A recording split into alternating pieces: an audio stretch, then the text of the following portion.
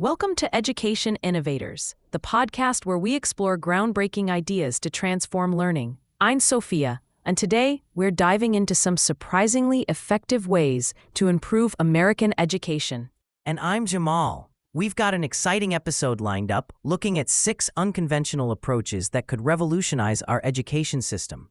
Let's jump right in with our first strategy. Absolutely, Jamal. Our first surprisingly effective method is implementing a later start time for schools, particularly high schools.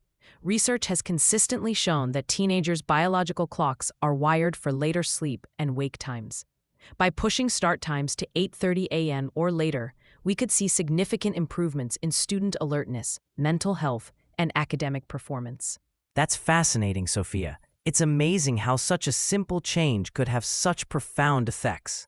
Our second strategy focuses on integrating more hands-on, project-based learning across all subjects. This approach, inspired by career and technical education (CTE) programs, helps students apply abstract concepts to real-world situations, enhancing both understanding and engagement. Exactly, Jamal.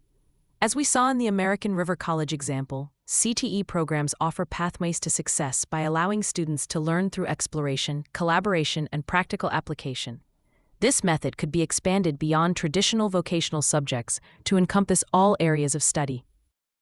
Moving on to our third strategy, we have the implementation of mindfulness and meditation practices in schools. While it might sound unconventional, studies have shown that regular mindfulness exercises can improve students' focus, reduce stress and anxiety, and even enhance academic performance.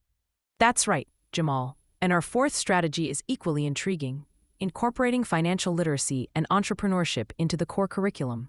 By teaching students practical money management skills and fostering an entrepreneurial mindset, we can better prepare them for the realities of adult life and the modern economy.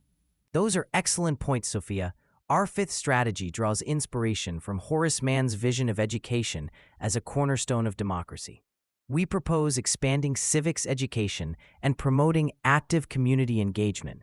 This could involve students participating in local government processes, organizing community service projects, and engaging in structured debates on current issues. I love that idea, Jamal. It really brings Mann's democratic ideals into the 21st century.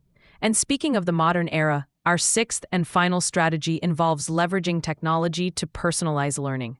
By using adaptive learning software and artificial intelligence, we can create individualized learning paths that cater to each student's strengths, weaknesses, and pace of learning. That's a game changer, Sophia. Personalized learning could help address the diverse needs of students in ways that traditional one-size-fits-all approaches simply can't match. But I can already hear some of our listeners wondering about the practicality of implementing these strategies. What are some of the challenges we might face? Great question, Jamal. One major hurdle would be resistance to change. Many of these strategies require significant shifts in how we think about education. For instance, later start times might face opposition from parents who need to get to work early or from after-school programs that would need to adjust their schedules. Absolutely. And there's also the issue of funding. Implementing new technologies for personalized learning or expanding project-based learning opportunities could require substantial investments. Schools already struggling with budget constraints might find it challenging to adopt these approaches. You're right, Jamal. However, I think it's important to view these as investments rather than just expenses. The potential long-term benefits in terms of improved student outcomes and better prepared graduates could far outweigh the initial costs. I couldn't agree more, Sophia. It's also worth noting that some of these strategies, like mindfulness practices or expanded civics education, could be implemented with relatively minimal financial investment. The key is starting small, measuring results, and scaling up successful initiatives. Excellent point, Jamal. As we wrap up, I think it's clear that while these strategies might seem surprising at first glance, they all have the potential to significantly improve American education.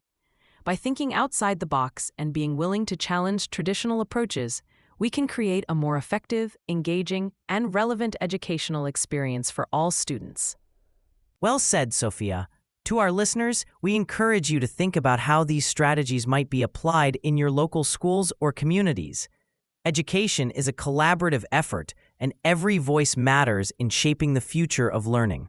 Thank you for tuning in to Education Innovators. We hope this discussion has sparked some new ideas and perspectives. Until next time, keep learning and innovating.